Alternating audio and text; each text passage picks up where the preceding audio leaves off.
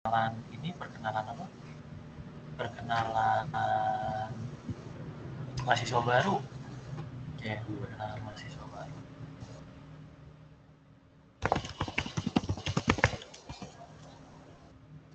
Oke.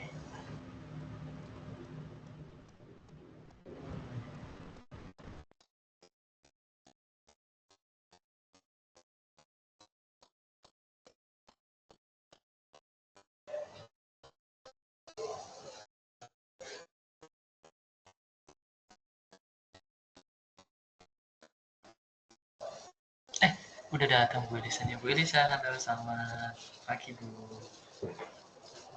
Halo, selamat pagi. Alhamdulillah ya, Iya. kita teman-teman sudah datang.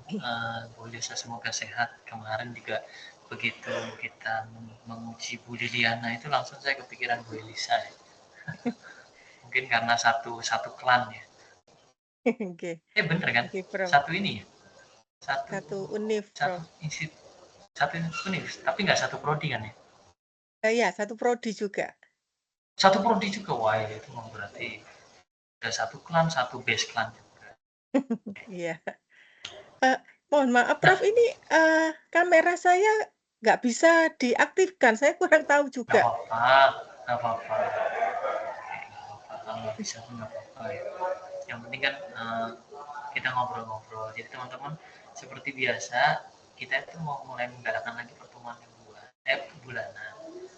Kalau ini sebenarnya harusnya pertemuan bulan Januari, cuma saya memberi waktu buat Lisa dulu untuk melakukan revisi seperti itu ya. Sehingga nanti mungkin setelah ini di bulan Maret gitu ya, kita minta tolong ini apa namanya, koleganya Mas Di ya, minta tolong untuk menyampaikan sesi juga gitu. Kayaknya sekarang lagi ngajar nih Mas Di jam segini, nah, gitu ya. Teman-teman nanti bisa bertanya seputar yang non teknis maupun teknis ya, jadi feel free aja. Tapi Bu Elisa mau cerita tentang aspek yang teknis. Saya harap ada lesson learn untuk kita semua, supaya kita bisa bersama-sama melaksanakan proses, terutama magister dan dokter ya, yang prosesnya itu berliku ya, kadang mudah, kadang sulit ya, kadang-kadang di awal-awal sulit, nanti di akhir mudah, kadang sulit di awal, di akhir mudah, di awal mudah, di akhir sulit. Ada yang saya nemu mahasiswa itu sulitnya berkepanjangan, jadi sulit terus sampai lulus gitu ya. Tapi apapun itu tolong jangan berhenti ya, tetap tetap jalan walaupun teman-teman dalam kondisi harus cuti atau apa gitu. Ya. Tapi tolong dipahami, semakin kita menunda, semakin mungkin hasil-hasil apa ya, hasil-hasil penelitian itu sudah tergantikan atau harus sudah obsolete gitu ya. Jadi tolong jangan ditunda ya gitu. Mungkin tanpa panjang lebar, nanti silakan Bu bisa menyampaikan sesuatu.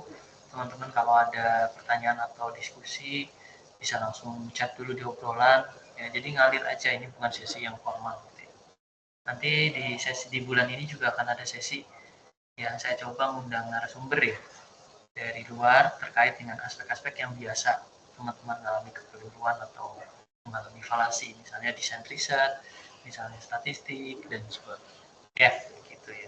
Oke. Atau nanti saya akan vote teman-teman mau diskusi yang mana. Oke, kalau nggak ada pembicara dari luar ya mau nggak mau nanti saya isi ya. Ya mungkin dari saya itu, Bu Elisa silahkan.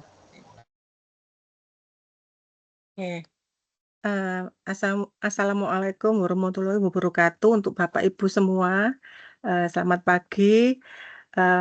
Saya mungkin perkenalkan dulu, karena saya mungkin jarang hadir ya pada waktu residen atau yang kegiatan-kegiatan UGM yang lain.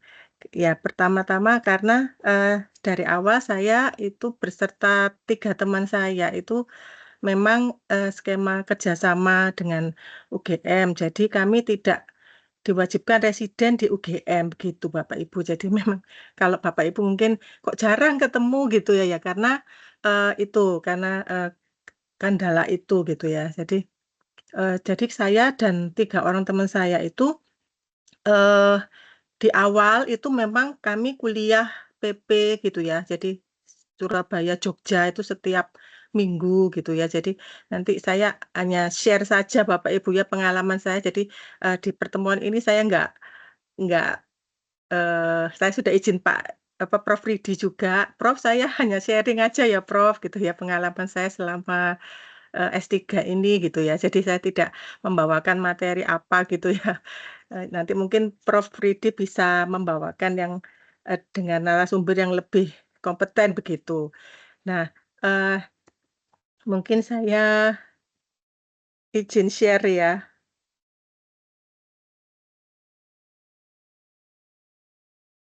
Apakah sudah terlihat? Ya, Sudah. ya jadi saya, eee,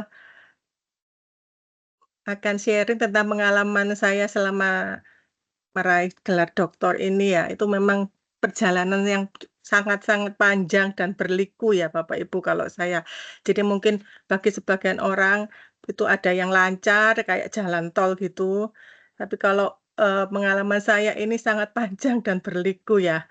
Jadi saya berhasil dinyatakan lulus, yudisium kemarin itu di akhir semester ke-12 ya Bapak Ibu. Jadi 6 tahun saya berhasil menyelesaikan doktor ini, gitu. Jadi sangat panjang dan sangat, banyak sekali tantangan, cobaan, dan ujian, dan segala hal ya Bapak Ibu. Jadi, saya resmi menjadi, eee, mahasiswa DTT itu 2019 awal ya, karena saya, masuknya genap ya Bapak Ibu. Jadi 2018 genap, di saat anak saya itu, waktu itu yang kecil ya, kan anak saya dua orang ya Bapak Ibu, yang kecil itu masih umur 2 tahun lebih ya, jadi belum 3 tahun gitu, dan yang besar itu cukup jauh sih jaraknya ya, masih SD sih waktu itu.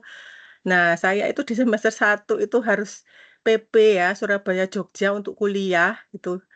Dan, selain itu saya juga masih aktif, mengajar dan juga penelitian dan pengabdian ya Bapak Ibu. Jadi, saya masih aktif sebagai dosen tetap ya. Jadi, karena saya itu skemanya skema izin belajar, jadi bukan cuti atau, studi lanjut gitu ya. Jadi saya tetap harus memenuhi BKD itu ya, yang 4 bidang itu, saat saya juga harus, merawat 2 anak saya ya, gitu ya.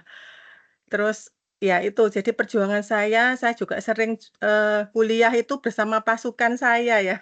Ini pasukan saya, suami dan 2 anak saya itu sering ikut ya, waktu di awal-awal itu. Saya juga sering PP naik pesawat, naik kereta, itu sudah tidak terhitung ya, waktu di awal-awal itu, gitu.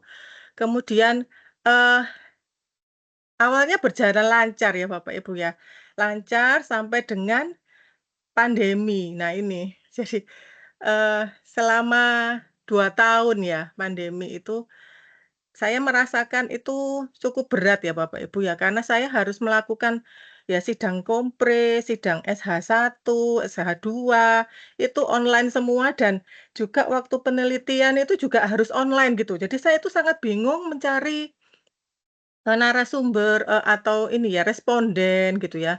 Mau eksperimen itu juga susah sekali karena kan online. Jadi saya itu kesulitan mencari responden dari luar univ gitu ya, karena topik saya itu, memerlukan responden dari beberapa univ di Indonesia gitu ya. Jadi saya sempat, bingung gitu ya, bagaimana ini ya, kok pandemi gitu loh.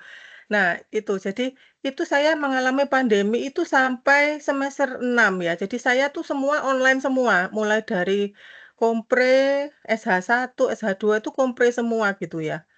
Online semua ya gitu. Nah, terus juga di masa-masa pandemi itu saya, ya gantian aja Bapak Ibu ya yang sakit itu. Dan selalu saya juga heran juga ya, apakah ini memang ujian atau bagaimana. Jadi setiap kali saya mau SH1 atau SH2 ya, atau kompre itu mesti ada yang sakit gitu. Jadi H-2 hari atau H-3 itu selalu ada yang masuk rumah sakit, anak saya atau suami saya, orang tua saya sendiri gitu ya. Saya sampai, waduh ini kalau mau menempuh entah PGS atau SH ya, atau apa itu, saya mesti kayak waspada, waduh habis ini, eee, ya itu, cukup banyak ya Bapak Ibu ya ujian buat saya ini gitu, selama menempuh S3 ini gitu ya. Kemudian di semester 7 itu saya mendapatkan bad news ya Bapak Ibu ya, itu anak saya itu yang kecil itu, eee, ya didiagnosa ini apa, speech delay gitu ya. Ya mungkin saya nggak tahu ya apa karena pandemi gitu ya, sehingga dia kan tidak menjalani masa-masa, eee, anak-anak ya, masuk masa-masa kecilnya itu bersama-sama temennya atau gimana gitu, saya kurang paham juga gitu ya.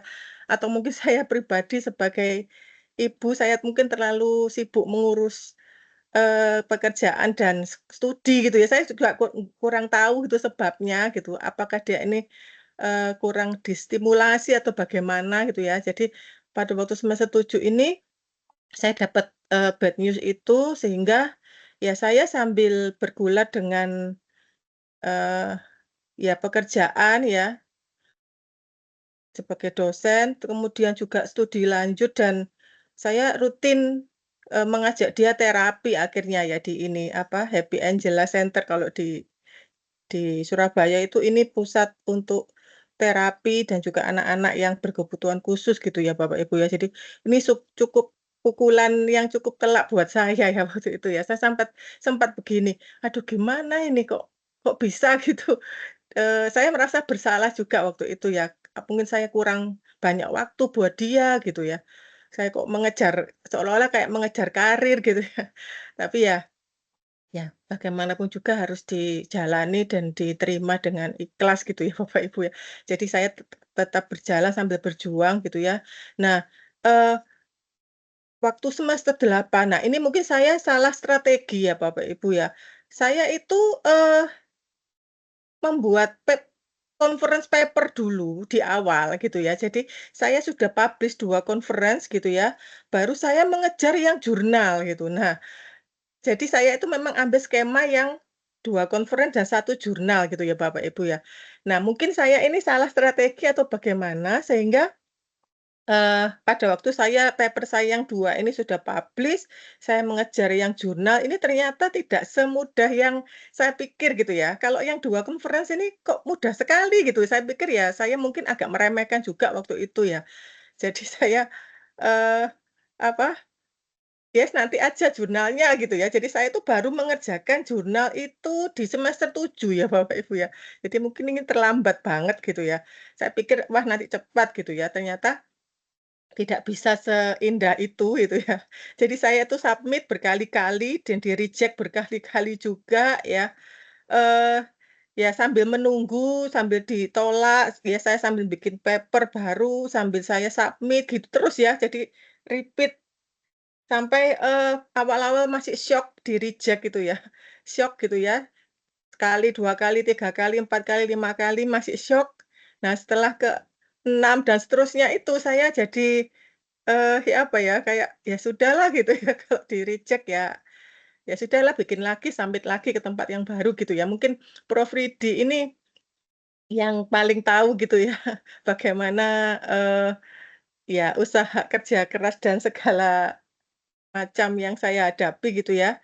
Nah, eee, dan bad news di semester 10 Bapak Ibu ya, semester 10 itu bad news-nya saya itu harus ganti promotor ya. Jadi promotor saya itu adalah Prof. Suning ya, mungkin ada yang tahu, kalau yang masih baru mungkin mungkin belum belum mengenal beliau gitu ya. Prof. Suning itu dulu, aktif di DTT dan harus meninggalkan, DTT karena diangkat sebagai, saya agak lupa ya, direktur apa gitu loh di pemerintahan, direktur, kemahasiswaan kalau nggak salah. Nah itu, sehingga beliau tidak bisa melanjutkan di UGM sebagai promotor gitu ya, sehingga, Prof. Ridi ini akhirnya diangkat sebagai promotor saya dan kopromotor saya itu, Pak Nas ya, Pak Nur Ahmad Setiawan itu menjadi kopromotor saya yang baru. Nah, mungkin kalau mengganti promotornya itu di semester awal gitu ya, itu mungkin mungkin masih ya okelah gitu ya. Nah ini saya sudah semester 10 dan sebenarnya waktu semester 10 ini saya sudah, ini apa, draft disertasi yang laporan itu sudah hampir selesai gitu ya. Terus tiba-tiba diganti promotornya gitu ya. Nah, itu bagi saya juga, sangat berpengaruh.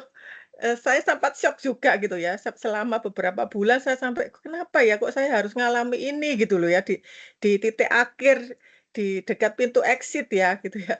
Kok tiba-tiba harus ganti promotor begitu ya, jadi itu cukup berat gitu.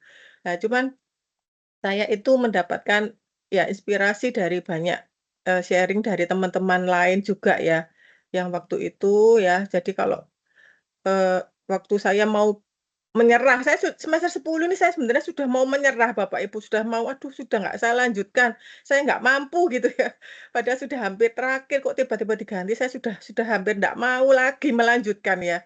Cuman kalau dipikir-pikir ya, saya itu udah sampai setitik ini gitu ya, sudah jauh banget gitu, ya tinggal sedikit kok saya berhenti gitu ya. Nah itu, tapi jadi di masa-masa seperti itu saya sangat sangat berterima kasih kepada Prof. Ridi ya yang selalu selalu penuh perhatian dan, selalu menyemangati saya ya, bahkan, kalimat-kalimat yang mungkin pendek gitu ya, mungkin Prof. Ridi juga tidak mungkin mungkin ngetiknya pas cepet-cepet atau gimana gitu ya, tapi bagi saya itu sangat berarti gitu ya. Jadi itu yang, sampai saya itu punya Instagram tersendiri ya, untuk saya itu kumpulkan dari, apa, dari semua yang saya alami selama S3 ini saya kumpulkan kata-katanya, promotor ya Pak Prof. Ridi, Bu Suning itu saya kumpulkan, saya kasih bingkai gitu ya, supaya saya itu, eee, punya apa istilahnya ya, masih bisa melanjutkan lagi gitu ya. Jadi ya dari halo? Ya. Ya dari semua ini saya dapat banyak ya Bapak Ibu ya. Jadi, eee, ini mengubah cara saya dalam, melayani mahasiswa saya ya, terus terang kan mahasiswa saya juga banyak ya, saya juga membimbing juga, membimbing tugas akhir gitu ya. Jadi, karena saya mengalami banyak hal seperti ini saat saya putus asa ya, terus ada yang menyemangati itu, jadi saya jadi menerapkan juga ke mahasiswa saya akhirnya. Jadi saya bisa paham gitu kalau misalkan ada mahasiswa yang misalkan lama nggak progres-progres, terus dia ngeluh, "Saya berat Bu," dan sebagainya, itu saya jadi lebih telaten gitu ya. Ya mungkin karena saya mengalami gitu ya, jadi saya bisa istilahnya, saya bisa lebih memahami mereka gitu ya, dibanding sebelum saya terus dilanjut gitu ya. Kalau dulu sebelum dilanjut mungkin kalau ada yang begitu paling saya ya paling saya banternya itu nggak sampai segitunya gitu ya Bapak Ibu, paling, "Oh ya diusahakan lagi, gini gini," gitu ya. Mungkin nggak sampai, ya istilahnya gimana ya, tidak sampai membantunya itu sampai total banget gitu ya Bapak Ibu ya. Kalau sekarang itu saya lebih lebih lebih total lagi gitu ya dalam, membimbing mereka, jadi nggak hanya yang masalah teknis, tapi juga non teknis juga gitu ya. Itu dari saya, kemudian itu di, semester 12 akhirnya saya bisa menyelesaikan perjalanan yang sangat berat ini Bapak Ibu ya buat saya ya. Eee, dan ya sayangnya, papi saya nggak bisa melihat saya lulus ya, jadi 1 minggu sebelum saya maju sidang tertutup itu beliau meninggal dunia gitu ya. Jadi saya ya sempat terpukul ya, 1 minggu sebelum saya maju sidang tertutup beliau meninggal gitu loh. Jadi ya apa ya, jadi saya tuh juga sebenarnya syok banget, cuman saya nggak saya nggak sebenarnya mau mau minta waktu itu mau minta Mbak Dita itu untuk mengundurkan jadwal sidang tertutup gitu ya, cuman saya mikir, "Udahlah ndak usah ditunda lagi, saya pasti bisa," gitu ya. Jadi, ya itu seminggu setelah, papi saya meninggal, akhirnya saya bisa maju sidang tertutup dan dinyatakan lulus gitu ya, Bapak Ibu. Jadi, benar-benar perjuangan yang berat banget buat saya gitu ya, tapi, apa itu, seberat apapun yang Bapak Ibu lalui, Dan saya berharap Bapak Ibu tidak melalui seperti yang saya lalui ya Bapak Ibu. Semoga semuanya lancar, eee eee, apa, ya nggak sampai mengalami banyak hal seperti saya gitu ya, yaitu. Dan satu hal yang mungkin saya bisa tarik dari semuanya ini ya Bapak Ibu ya, ya mungkin, eee, perjalanan kita itu berat ya, mungkin itu susah banget gitu ya, dan kadang kita nggak tahu, kenapa ya kok aku harus ngalami yang seperti ini gitu ya. Eee, karena selama sekolah ya Bapak Ibu ya, dari SD, SMP, SMA itu saya selalu, ranking kelas ya Bapak, ranking 1 gitu ya. Terus, S1, S2 saya lulus dengan yang predikat terbaik ya. Jadi yang S2 kemarin tuh saya predikatnya terbaik di antara semua angkatan gitu ya. Dan saya nggak tahu kenapa kok pas S3 ini seperti ini gitu ya. Jadi saya nggak habis pikir kenapa gitu ya. Ya, ya satu hal yang saya dapatkan ada ya mungkin itu, dari Tuhan ya. Jadi satu cara dari Tuhan supaya saya bisa lebih mengerti orang lain ya, dan saya bisa lebih membantu mereka dengan hati, dengan total gitu ya. Dan kalaupun saya mungkin nggak bisa membantu mereka, mungkin, itu salah satu cara supaya bisa menginspirasi orang lain, begitu. Jadi, seperti saya juga terinspirasi dari teman-teman yang terdahulu yang sharing juga gitu ya. Jadi, ya yang inspirasi saya juga yang waktu itu sedang mengalami, struggle gitu ya, Bapak Ibu. Ya, oke, mungkin ini aja sharing dari saya. Sekali lagi saya ucapkan terima kasih kepada Prof. Ridi yang sudah mendampingi saya ya selama dari awal sampai di akhir perjalanan panjang ini gitu. Semoga teman-teman yang lain bisa lebih lebih, lebih baik lagi dari saya, jangan meniru saya gitu ya. Jadi jangan sampai, salah strategi seperti saya dan juga semoga tetap selalu semangat. Itu aja Bapak Ibu. Ya, makasih. Saya nggak tahu, eee, Bu Elisa kalau kalau ayahanda berpulang ya. Kayaknya Bu Elisa juga nggak cerita gitu ke saya. Saya Iya, kaget Prof. itu ya. Ya, saya Iya. membayangkan, saya malah sempat ngejer-ngejer itu di seminggu-seminggu terakhir itu. Saya ingat sekali Iya slide-nya gimana dan sebagainya. Saya iya, jadi Prof. merasa bersalah gitu ya. Ya mungkin saya mohon maaf karena nggak tahu sama sekali ada apa ada eh, hal seperti itu ya, dan itu pasti sangat berat. Mungkin kalau saya di hadapan Bu Elisa belum tentu saya juga sanggup gitu ya. Tapi di teman-teman juga sekalian yang ada di sini pasti beda-beda, pasti beda-beda cobaannya. Jadi tolong tetap, ya ya kita bertemu seperti ini juga bisa saling bercerita gitu ya, problem-problemnya seperti apa. Dan yang penting jangan saling ngejudge gitu ya. Oke. Bahkan ada juga yang tidak sampai kuat atau tidak sampai selesai juga ada. Waktu itu ada yang istrinya mohon maaf meninggal gitu ya, ada yang kemudian yang bersangkutan jatuh sampai nggak bisa bangun berdiri, itu ada gitu ya. Dan dan yang seperti itu mungkin nggak bisa, itu udah suratan gitu ya. Tapi saya yakin itu, there is a reason for that gitu ya. Entah itu membuat kita lebih kuat atau itu membuat kita introspeksi bahwa masih ada langit di atas langit gitu ya. Tapi by the way, Bu Elisa ini dapat predikat SLR paling baik di angkatannya. Jadi kalau teman-teman pengen nyontek SLR yang komprehensif, berkualitas, gitu ya, coba kayaknya di paper-paper awal itu ya. Saya pernah lihat itu, paper-paper awal. Itu semua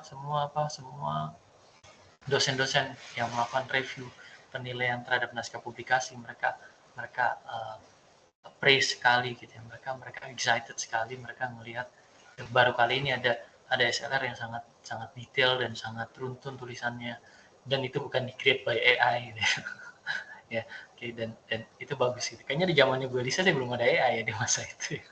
Belum ada Betul, open Prof. AI. Manual semua, Dari, Prof, masih dari zaman belum ada open AI sampai ada open AI. Ya teman-teman silakan, udah kali ada yang mau ngobrol silakan ya. Oke. Saya juga shock sih waktu jadi promotor gitu ya, karena bukan bidang saya. Bidang saya bukan bidang teknologi, bukan pendidikan education teknologi ya, teknologi pendidikan yang terkait e-learning dan sebagainya. Yang di sini yang terkait dengan pendidikan itu siapa aja? Ada nggak? Siapa aja? Supaya saya banyak belajar.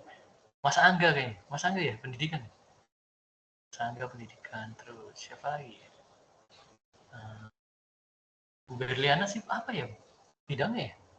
Iya, Prof. Berliana Saya, lupa. Prof. Nah, Persuasif. kan pendidikan kan persuasif. Oke, saya tuh agak deg-degan nih kalau nggak pendidikan. Oke, tapi bukan saya kan pembimbing pertamanya ya. Prof kita ya pembimbing pertamanya. Iya, Prof. Terima kasih banyak, Prof. Ridi diberi banyak masukan untuk komplek kemarin. Oh iya, iya. Ya, Prof. Ridi, Ya, terima ya. kasih. Pelan-pelan aja Bu, jangan langsung diterima bahwa setiap masukan itu harus dilaksanakan. Tapi terimalah sebagai satu titik untuk refleksi. Udah gitu aja. Ya, gitu. Siap, Yang lain Prof. ada Terima lagi nggak kasih. nih? Ini saya tuh berharap sekali teman-teman setiap minggu atau sebulan sekali aja tolong kabari progresnya gitu. Mas Condro itu, Mas Anas gitu ya. Saya masih ngerasa jarang berinteraksi dengan teman-teman ini gitu ya. Kalau Mbak Yulia sih iya, kadang beberapa kali lah. Mas Angga juga sering. Mas Budi saya sampai bosen ngelihatnya gitu ya seperti itu. Tapi nggak apa-apa ya, tandanya itu. Mas Yudi dulu sempat sering, terus sekarang agak jarang gitu. Mungkin lagi serius kerjakan gitu. Ya monggo silakan teman-teman. Ya. Saya turn off kamera dulu, harus menyalakan kamera di tempat lain. Enggak, silakan.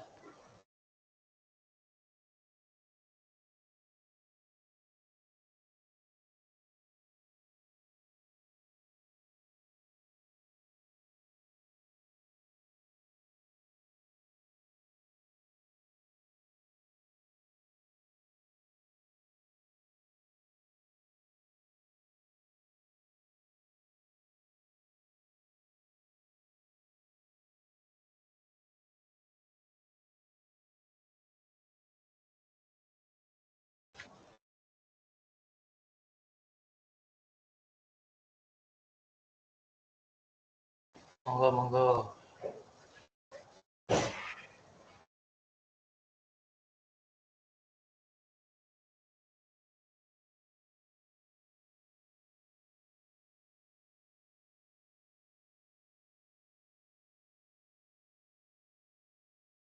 Izin Prof. Ridi.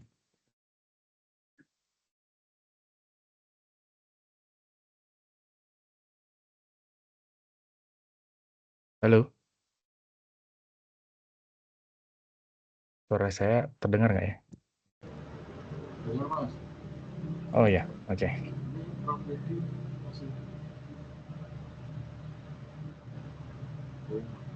Terdengar ya Pak Budi? Iya.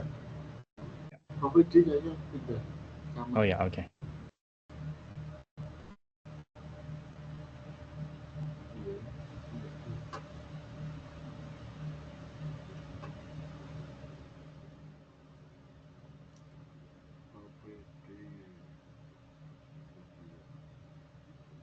Gantikan Pak Yudi aja mungkin.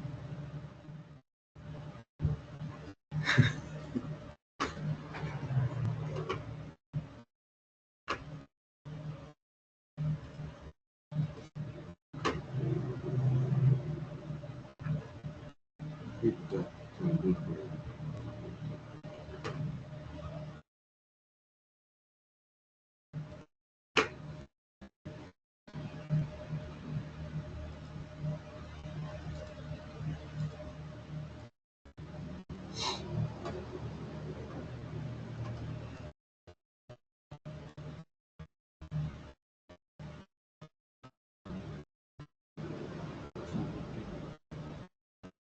Mas Saifuddin udah mau lulus ya? Jangan gitu, Pak.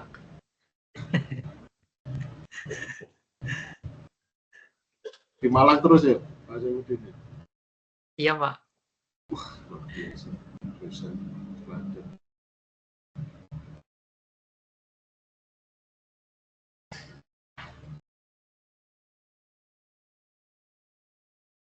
Yuti juga mau lulus itu dari jurnal 2.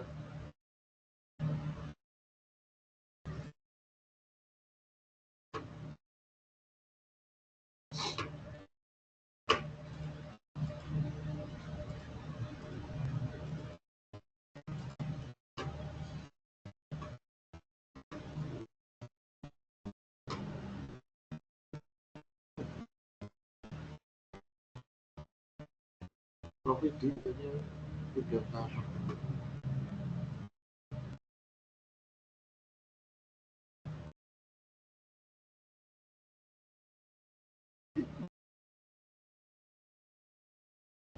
Baik, Prof.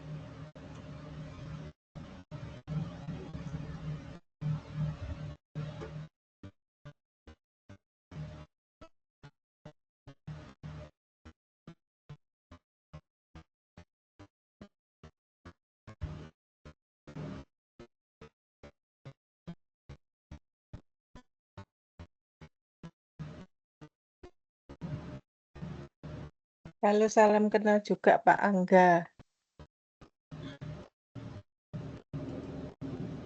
Oh iya, saya ngerjakan topiknya tentang ini apa, pengukuran capaian pembelajaran mata kuliah berbasis UBE dan itu apa, saya juga buat sistem peringatan dini menggunakan machine learning.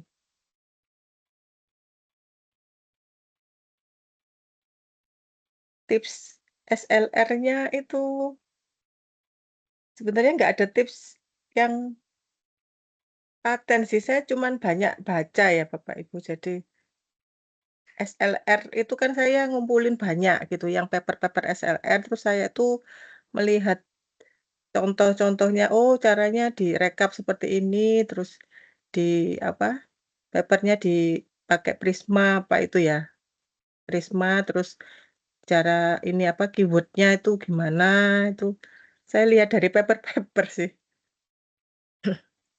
Terus dia dipakai Excel di ini, saya pakai Grammarly apa itu, Mendeley itu papernya saya taruh Mendeley, terus saya buat pakai Excel gitu. Gitu sih Pak Angga.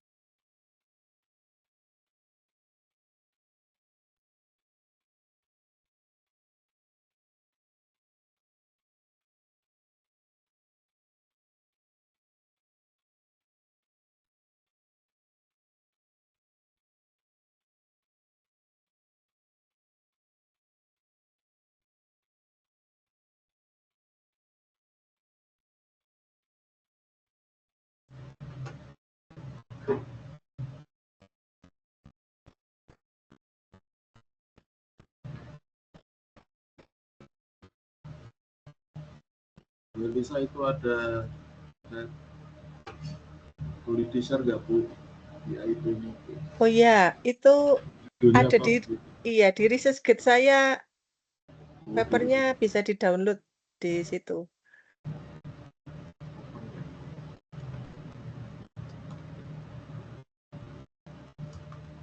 Saya sudah upload di ResearchGate sih dari tempo hari itu. Lumayan yang nge-cite itu banyak, juga banyak dari jurnal yang Q1, Q2 tuh nge-cite di paper saya gitu. Padahal cuma conference ya. Ya itu saya salah strategi, mungkin harusnya waktu itu Yang di awal itu saya masuk jurnal dulu ya harusnya. Ya itu salah Waktu itu kan strategi. boleh diterima sebagai bagian ya, Bu, ya, lulusannya. Kenapa? Kalau Kenapa, Pak? kalau SLR itu loh, Bu, itu boleh ya jadi syarat kelulusan boleh ya? Eh, s- Kayaknya kok nggak ada aturan tidak boleh ya, Pak. Selama sesuai dengan topik kita kayaknya boleh deh. Cuman kalau SLR semua nggak boleh, harus ada yang hasil disertasi kita. Jadi saya itu publish 3 conference, 4 ya, 4 conference sama 1 jurnal di S3 ini. Banyak ya, Pak. Jadi iya, saya conference-nya akhirnya 4, terus jurnalnya 1. Nah, yang dari 4 conference ini yang 2 SLR saya. 2 SLR, yang 2 kan, terus yang 1 ya itu, yang jurnal itu disertasi saya. Itu kalau sepengetahuan saya ya, kalau belum ada ganti aturan ya, saya nggak tahu apakah ada aturan terbaru yang tentang kontennya itu apa nggak boleh SLR atau enggak, saya kurang tahu. Soalnya pas masuk saya tuh nggak tahu ceritanya itu ada yang pernah dengar. Kalau SLR itu nggak bisa katanya gitu. Tapi ternyata bisa ya Mas. Ya, ini kan soalnya paper saya yang SLR itu sudah dari tahun berapa itu ya?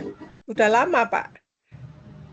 Ya, saya nggak tahu kalau yang baru-baru ini apakah ada aturan baru atau enggak gitu. Kalau dulu masih boleh sih. Saya paling nggak bisa nulis SLR. Halo, iya? Jadi ya, saya paling tidak bisa menulis SLR. Ya, ya, betul. Itu SLR itu kan memang kita sebenarnya harus lakukan sebelum membuat research kita kan sebenarnya ya. Ya memang tidak harus bentuknya SLR gitu, tapi kan kalau saya dulu tuh saya SLR dulu karena mau menginventarisasi semua penelitian yang terkini gitu loh. Jadi tujuan saya itu dulu gitu. Jadi kan tahu, oh kalau saya nulis belum ada yang membuat di bagian ini gitu ya, sebagai research gap-nya itu kan saya bisa yakin gitu loh, menuliskan bahwa terdahulu itu cuma sampai sini gitu. Jadi saya nanti research gap yang ini belum pernah dibuat orang, jadi saya yang buat gitu. Waktu itu sih saya pikirnya gitu. Jadi makanya saya SLR dulu, jadi supaya memastikan semua paper itu sudah saya baca gitu sih. Ya tapi memang cukup berat juga sih kalau banyak yang sudah ngerjakan di bidang itu. Kalau masih sedikit mungkin masih lebih enak ya. Iya.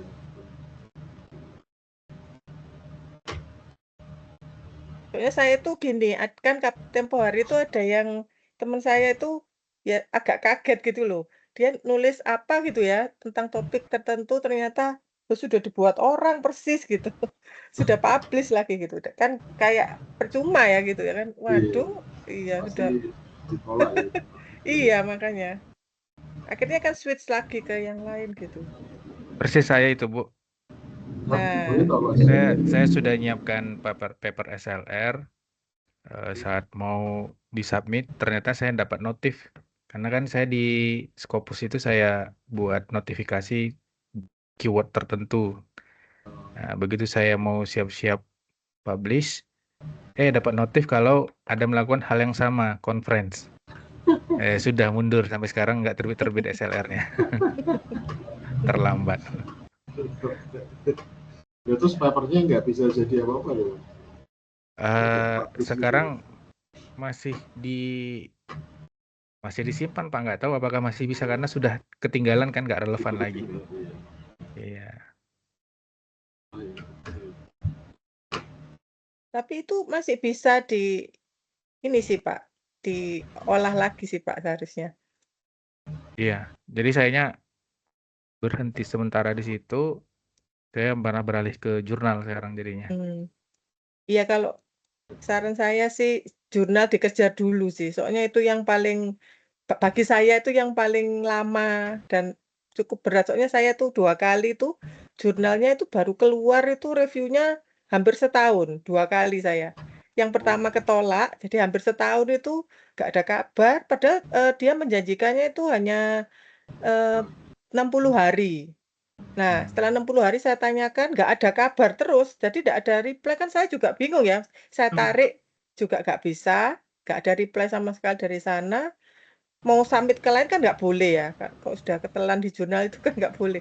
Jadi saya nunggu, akhirnya ketolak yang pertama, itu yang hampir setahun itu. Ya, untungnya yang kedua itu nunggunya juga hampir setahun, tapi keterima yang kedua. Jadi cukup lama itu nunggu jurnal itu. Dan itu kalau ya paling parah kalau yang itu tadi, tertelan ya, dalam arti itu, Nunggu udah itu ya. masukkan ke situ, nggak ada kabar, terus kita tanyain lagi ke sana, nggak ada reply itu loh, yang saya susah, saya udah email beberapa kali ya, gimana ini diterima atau ditolak gitu loh. Kan sudah lewat dari, review ya, batas waktu reviewnya, tapi nggak ada balasan itu. Nah itu yang paling susah gitu ya. Kalau ada balasan, "Oh ini ditolak," gitu malah enak ya, kan kita bisa submit ke tempat lain. Nah ini nggak ada balasan 3, 4 kali, email itu nggak ada balasan, akhirnya saya relakan. Jadi saya nulis lagi kayak gitu. Jadi, ya untungnya yang terakhir ini keterima gitu. Ya Kalau itu seperti tadi. itu ditarik nggak apa-apa, Bu? Kalau tidak ada info Nah sama saya sekali. nggak berani sih Pak, soalnya saya tanya-tanya sama yang lain itu, katanya sih, ya kalau sudah submit ke situ ya jangan di-submit lagi ke tempat lain kalau belum ada informasi penolakannya gitu, katanya sih gitu. Jadi Oh, saya ya, nggak betul, berani betul. Pak, jadi saya ya sudah saya relakan, saya nulis baru. Nah, terus yang paper terakhir yang membuat saya boleh maju sidang publikasi itu kan juga gitu, saya tuh submit-nya September, September 2023. Nah, baru dapat informasi keterima itu saya bulan September September 2024. Itu saya sudah relakan, saya pikir sudah hilang ini jurnalnya, sudah saya nggak berharap apapun, udah saya email 3, 4 kali, 4 kali rasanya saya itu nggak ada balasan, ya sudah saya relakan, saya nulis lagi, tiba-tiba dikasih kabar keterima gitu, saya juga bingung, waduh udah lama gitu. Terus, yang unik lagi itu nama kopromotor saya yang baru, kan saya ganti ya, ganti pembimbing kan. Yang baru itu tidak ada di jurnal itu, karena waktu saya submit itu, saya belum ganti promotor gitu loh. Saya sampai bingung saya tanya ke beliau kan sungkan ya, kok namanya nggak dimasukkan gitu ya. Itu saya, "Iya itu masih yang lama, soalnya saya submit-nya tuh September lalu," gitu. Ya itu, jadi bener-bener nggak bisa diduga lah jurnal ini. Ibu Jadi saya saya nggak mau berani. Iya, ya Pak. izin mau nanya. Ini kan prosedurnya Ibu kan ada 4 jurnal 1 ya. Padahal kalau misal di aturan untuk dapat melaksanakan ujian tertutup itu kan ada minimal 2 paper atau 2 conference 1 jurnal. Itu apakah ke nilai semua Ibu yang conference 4 gitu? Atau cukup 2 itu aja? Saya kurang tahu ya, yang pasti yang conference terakhir ini pasti nggak kenilai karena, eee, barengan dengan saya sudah ini, sidang pleno, sudah dapat Oh, hasil sidang pleno, conference berarti yang terakhir ini. yang diplenokan berapa jurnal atau conference? Saya kok agak 3 mestinya ya? Oh, gitu ya. 4, seingat saya 4 Bu ini. Iya, saya 4, cuma yang terakhir itu iya 3 conference sama 1 jurnal, 4 jadi. Kalau yang conference yang satu lagi itu belum sempat ikut karena dia tuh setelah saya pleno. Setelah keluar hasil pleno baru muncul. Ya ini saya belum tanya juga ke Mbak Dita, perlu nggak dimasukkan yang conference terakhir ini? Soalnya kan saya sudah lulus gitu loh. Jadi Dihibahkan, saya Bu. 4 conference-nya, iya. Sebenarnya yang Dihibahkan Bu, nama saya enggak, Pak, sebenarnya itu calon untuk ke jurnal sebenarnya yang saya Oh, yang 2 conference terakhir itu. Tapi karena saya nggak sabar ya, saya wis males masukkan jurnal, wis masuk conference saja gitu, jadi cepet keterima. Sebetulnya itu untuk yang cadangan jurnal, yang mau saya submit lagi, kan saya nunggu 1 tahun itu loh, dari Ya, betul. September itu loh, kan nggak ada kabar itu, jadi saya bikin 2 paper lagi gitu loh, mau saya submit ke jurnal yang berbeda. Nah, ternyata dikabari keterima jurnalnya, jadi jadi yang 2 ini saya masukkan conference, gitu. Ya, makasih banyak, Bu. Sama-sama.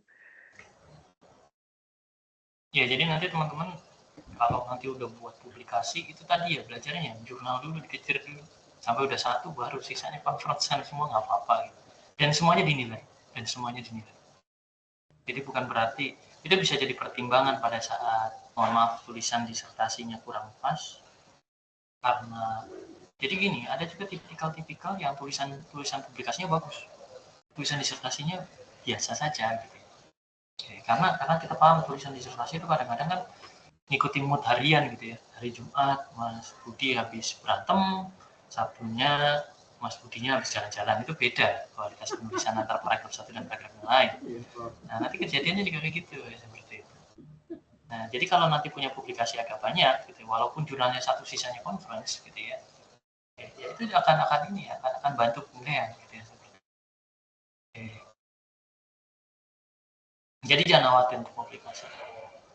Dan usahakan publikasi yang penting adalah setelah komplit gitu ya. Jadi kalau misalnya nanti pengen submit jurnal, pas keluarnya setelah komplit, itu masih diakui.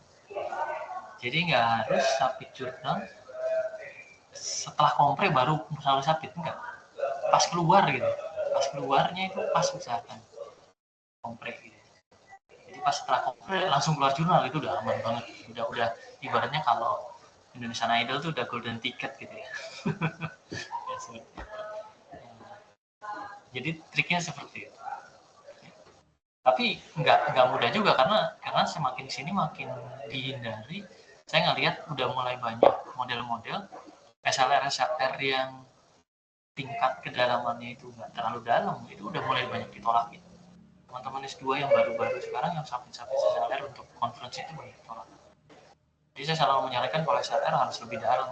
Jadi harus bicaranya future trend, harus bicaranya analisis gap, harus bicaranya model-model gitu ya. Jadi nanti mungkin Bu Elisa juga bisa share SLR yang di apa tuh sebutkan itu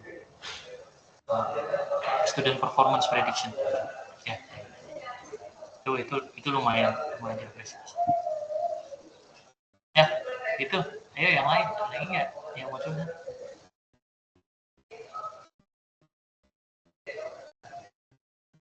Izin Prof Ridi. Silakan langsung. Iya, terkait jurnal Prof tadi sudah saya sampaikan ke Prof di kanal privat Prof terkait jurnal yang kemarin disubmit dan sudah direvisi Prof. Oh iya. Baik Prof. Jadi tipikal jurnal tuh beda-beda. Iya. Ada jurnal-jurnal yang agak trauma. Jadi jurnal-jurnal trauma ini gini, mereka ngasih respon cepat, tapi sebelum itu kalian harus bayar APC-nya gitu. Nah kalau udah kayak gini, tekniknya harus dicek dulu APC-nya berapa besar. Kalau APC-nya sudah di atas 1000 US dollar, jangan kayak gitu. Tapi kalau APC-nya masih di bawah 1000 US dollar, 200 dollar, 300 dollar, itu karena mereka trauma. Banyak yang submit minta review, udah direview hasilnya mereka nggak bayar. Mereka nggak lanjut publish di situ. Nah, jadi teman-teman harus tahu juga ada teknikal seperti itu. Ya. Oke. Dan kalau misalnya ada jurnal yang memang bagus, Q1, Q2, terus APC-nya lumayan mahal, jangan diterima dalam hati ya, diusulkan bareng-bareng, nanti kabari Pak saya diterima di Q1 tapi APC-nya lumayan, nanti biasanya dikasih jalan keluar. Bahkan waktu itu pernah dari UGM kirim ke sana minta keringanan dan itu dapat ya seperti itu. Bahkan pernah saya sama mahasiswa saya itu, saya ingat banget asal Bandung gitu, itu patungan kita patungan gara-gara duit hibah yang diperoleh itu sama APC-nya lebih mahal gitu ya. Dan waktu itu saya udah apa ya menurut padahal yang bersangkutan sudah banyak publikasi, tapi karena itu bagus, jadi gitu ya. Tolong jangan sampai kalian terzolimi atau ngerasa down cuma gara-gara biaya, jangan, pasti ada jalan ya, gitu ya. Kalau terzolimi karena pasangan masih mending. Karena Mas Budi istrinya alhamdulillah ini, saya bangga sekali, ini sudah lulus gitu ya. Jadi setidaknya saya tinggal suaminya nih. Tinggal suaminya gitu ya. Oke, setelah itu saya punya prestasi meluluskan sama-sama apa Suami istri. pasangan gitu ya, Rasanya. yang dulunya sudah dipegang rekornya oleh Provinsa gitu ya. Tinggal Mas Budi tepat waktu maka saya mengalahkan rekornya Provinsa. Ya gitu ya. Semoga Prof lulus. Amin. Yang lain ada lagi nggak ya? Saya Prof, Ayo silakan. ditunggu materinya etnografi Prof untuk menguatkan riset etnografi. perubahan Oke. perilaku. Oke, nanti Terima pertemuan kasih. Februari ini ya, Mas Alfa ya, kita bahas etnografi ya. Nanti saya minta ini Mas Alfa mencatat. Ini Terima yang kasih teman banyak belum Prof kenal, jadi Ridi. belum setelah Tina itu lulus, ya, penggantinya Mas Alfa. Gitu ya. Nanti bisa komunikasi Mas Alfa juga kalau misalnya tiba-tiba saya slow respon atau apa. Gitu. Tapi nanti Mas Alfa akan jadwalkan untuk topik selanjutnya. Ini ada request spesial dari Bu Berlian, nanti kita bahas etnografi. Sip. Saya jadi ada ide. Terima kasih. Nanti saya coba cari teman yang biasa etnografi, kalau enggak nanti saya coba. Ya. Makasih. Teman Prof. Oke. Gitu dulu ya. Kalau ada lagi nggak nih? Aman? Ya, kalau ada lagi silahkan teman-teman seperti biasa bisa komentar setiap harinya dengan cara mention ya. Dan kalau pengen pertemuan sinkron bisa setiap harinya mengirimkan jadwal kalender. Usahakan jadwal kalender H-1. Kalau ternyata tentatif, artinya jangan patah semangat, bukan berarti saya menolak. Kalau reject silahkan cari jadwal lain. Kalau tentatif itu saya kemungkinan biasanya saya agak ragu ini bisa disambi atau enggak. Tapi kalau belum accept itu biasanya bisa dilakukan bersama-sama. Artinya pasti bisa. Mungkin itu dulu ya. Makasih ya teman-teman. Saya pamit. Terima kasih semuanya. Makasih Bu Elisa. Sampai ketemu di Surabaya. Terima kasih Prof. Makasih, Banyak Prof. ya, Makasih semua. selamat. Makasih, Prof. Makasih, Prof. Makasih, Prof. Makasih semua izin live. Pindah ke formati ya Pak Yudi. Mas Budi pindah ke formati. Langsung Forwati ya? Iya. Iya, iya. Oke, langsung Forwati. Enggak makan-makan ya, biasanya formati aja makan. Oh, kok online ya? Iya ya. Kayaknya perlu ke Malang deh Pak Yudi. Ayo. Ditunggu Pak Agus.